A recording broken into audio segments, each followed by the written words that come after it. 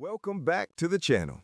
Before we dive into the chaos that is your life, do me a huge favor and hit that like button. It helps the algorithm find other people who are just as overwhelmed as we are. And if you enjoy pretending to be productive while actually just listening to YouTube videos, make sure to subscribe and turn on notifications. Also, drop a comment below telling me what tasks you have been avoiding for 6 months. I promise I won't judge you much. Today, we are talking about Getting Things Done by David Allen. This book is basically the holy grail of productivity. It is the book that people buy, put on their shelf to look smart, and then never actually read because they are too busy being unproductive. But that is why I am here. I read it so you don't have to. Let's be honest for a second. Your brain is a mess. It is like a browser window with 400 tabs open, 3 of them are frozen, and there is music playing from somewhere but you cannot figure out where. You are stressed not because you have too much to do, but because you are trying to keep track of it all in your head. David Allen's whole philosophy boils down to one simple truth. Your mind is for having ideas, not for holding them. Imagine you're trying to hold a watermelon. Easy, right? Now imagine someone hands you another watermelon. A bit harder. Now to hand you a stapler, a cat, and a cup of hot coffee. Suddenly, you're not focused on walking or talking, you're just focused on not dropping the cat into the coffee. That is your brain trying to remember to buy milk, email your boss, pay the electric bill, and call your grandma. You cannot focus on the big picture because you are mentally juggling watermelons and cats. So, let's break down how to stop juggling and start actually getting things done. The system has 5 main steps: capture, clarify, organize, reflect, and engage. It sounds like a corporate retreat slogan, but stay with me. It is actually useful. Step 1 is capture. This is the part where you take everything that is cluttering up your mental RAM and dump it out. And I mean everything. The big stuff, like launch a new business, and the tiny stuff, like buy new socks because my big toe is poking through. The goal here is to reach a state called mind like water. When you throw a rock into a pond, the water responds appropriately. It doesn't freak out. It ripples and then goes back to calm. When you have a task, you shouldn't freak out. You should write it down and go back to calm. Think of your brain like a high-end computer. If you have 50 programs running in the background, the spinning wheel of death appears and everything crashes. You need to offload that data to an external hard drive. That could be a notebook, an app on your phone, or a giant whiteboard. It doesn't matter, as long as you trust it. If you write it down on a napkin and then wash the napkin in your jeans pocket, the system fails. So capture everything. Get it out of your head so you can stop waking up at 3 in the morning wondering if you remembered to lock the back door. Step 2 is clarify. This is where most people mess up. You have a list of stuff you captured, but it's all vague nonsense. You probably have things written down like mom or car. What does that mean? Do you need to call your mom? Bury your mom? Wash the car? Sell the car? You cannot do a vague noun. You can only do a physical action. You need to process your inbox item by item. Ask yourself, is this actionable? If the answer is no, you have 3 choices. Trash it, because let's be real, you're never going to learn conversational French. Store it as reference material, like that takeout menu you might need in a year. Or put it on a someday maybe list, which is a polite way of saying, keep dreaming, buddy. If it is actionable, you have to decide what the very next physical action is. And here is the golden rule, the absolute best part of this entire book, the 2-minute rule.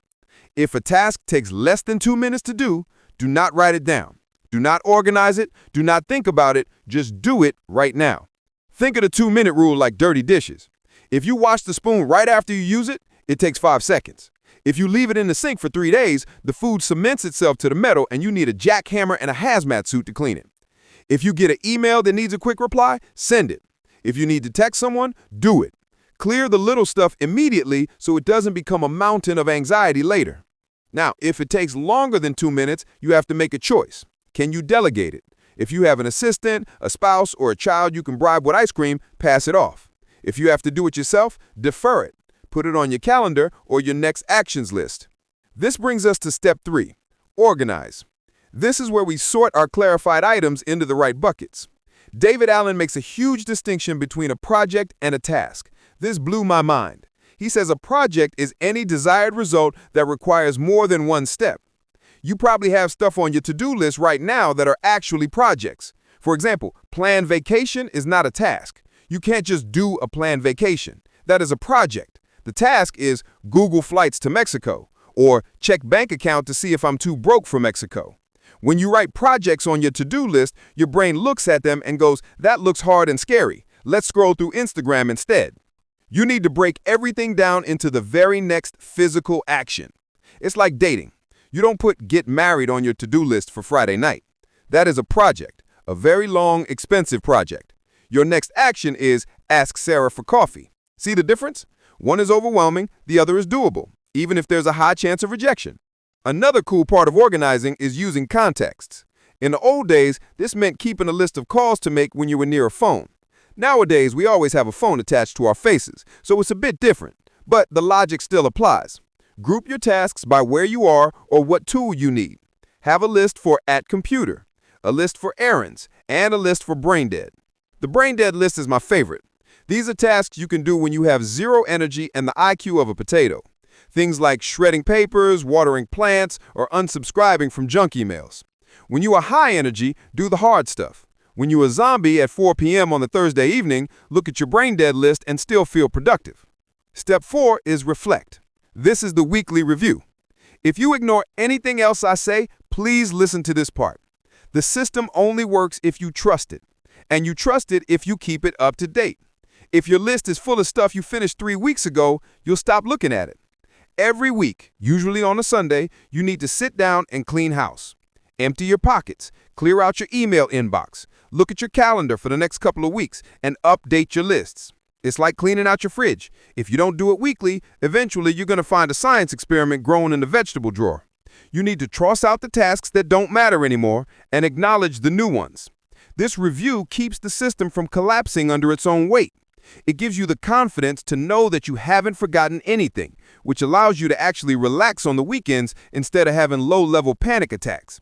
Finally, step 5 is engage. This is where you actually do the work. The beauty is because you have captured, clarified, organized, and reviewed, you don't have to waste time wondering what to do. You just look at your list based on where you are and how much time you have, and you pick something. It eliminates the decision fatigue. You know when you open Netflix and spend 45 minutes trying to pick a movie and then you just give up and go to sleep? That's what happens with your work life. You spend so much energy deciding what to do that you have no energy left to do it. With GTD, the decision is already made. You have 15 minutes before a meeting, you look at your calls list and see you need to call the dentist. Boom, done. Let's recap with a modern analogy. Think of your life like a smartphone. Your energy is the battery. If you have GPS, Bluetooth, Wi-Fi, and a flashlight on while streaming 4K video, your battery dies in an hour. That's you trying to keep track of everything in your head. Getting things done is like closing all those background apps and turning on low power mode. It doesn't change the fact that you have to use the phone, but it makes the battery last a lot longer. So, to summarize the big takeaways, first, your brain is a factory, not a warehouse. Stop storing stuff in there. Write it down. Second, use the 2-minute rule. If it's quick, kill it immediately. Third, turn projects into next actions. Don't write vague goals, write specific physical steps. And fourth, do a weekly review so your life doesn't turn into a dumpster fire. Look, productivity isn't about being a robot. It's about being efficient enough with the boring stuff so you have time for the fun stuff. It's about getting the laundry and the taxes out of the way so you can play video games or hang out with your friends without that guilty voice in the back of your head whispering that you're a failure. So, here's your challenge for today. I want you to find one thing that has been bugging you, just one open loop in your brain. Maybe it's a return you need to mail or an email you need to send. If it takes less than 2 minutes, pause this video and go do it right now. I'll wait. Did you do it? Good. Doesn't that feel better? That is the dopamine hit of getting things done. If you found this helpful and you want to become a productivity ninja, or at least a functioning adult, make sure to like this video. It really helps the channel grow. Subscribe for more summaries that will make you sound smart at parties without actually doing the reading. And don't forget to comment below. Tell me, what is the weirdest thing on your to-do list right now? Mine is buying a tiny sombrero for my cat. Don't ask. Thanks for listening, and go get some stuff done. Catch you in the next one.